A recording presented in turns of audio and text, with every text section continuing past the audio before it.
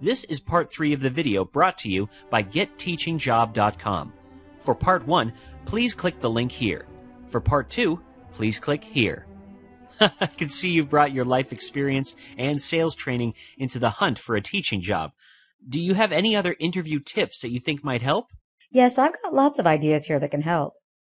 Practice questions ahead of time. Reflect on your experiences and organize your thoughts. That way you'll come across with fluency and confidence. Another thing, know the school so you can tailor your responses. Middle schools are run differently to high schools, so vary your answers. It pays to do your research about the school and district. Know which clubs and sports you'd be willing to help with.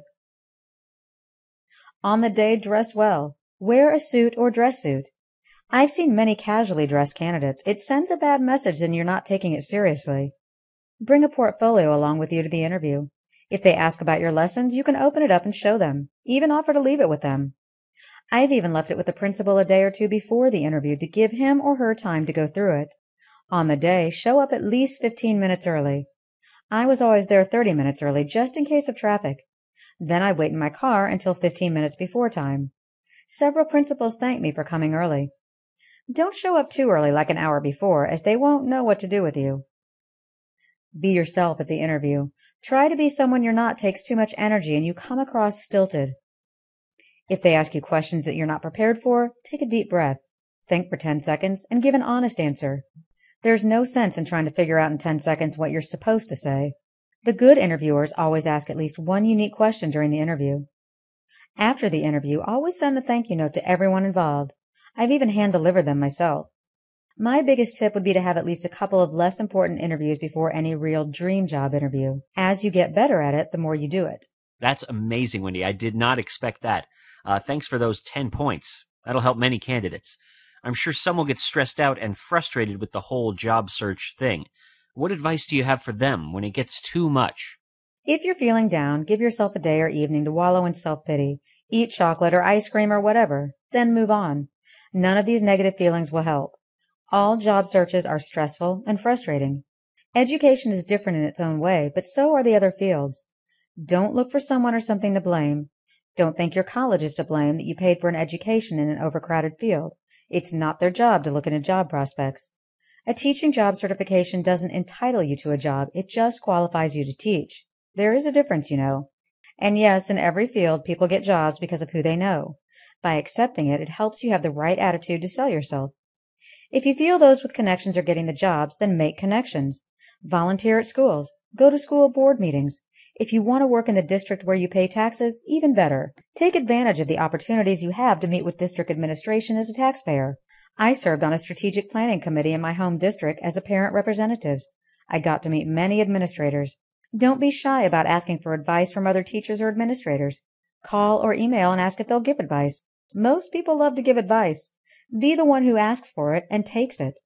Connections and getting advice. 2 big takeaway lessons. Wendy, congratulations again on landing your dream job. How does it feel? Oh, incredibly relieved and happy. Excited to start and nervous about everything I don't know.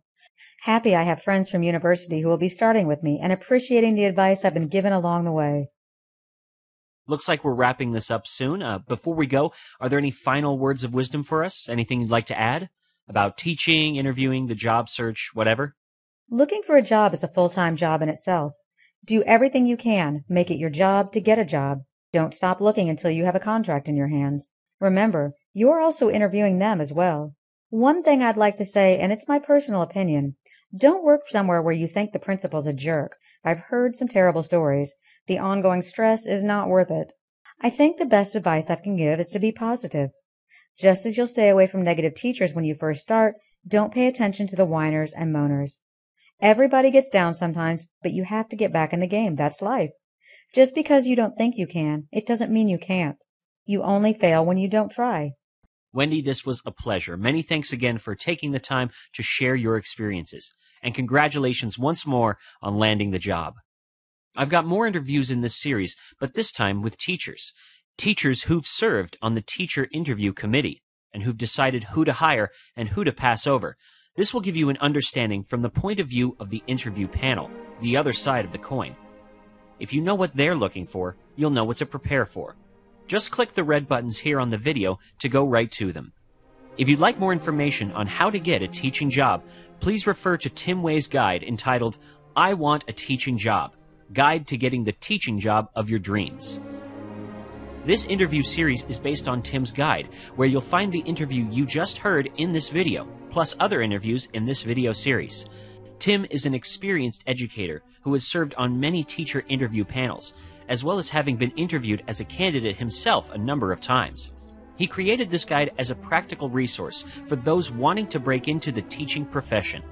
To find Tim's guide, just go to getteachingjob.com or click the long blue link you see below this video. I wish you the best of luck in your upcoming interviews and in all of your future endeavors.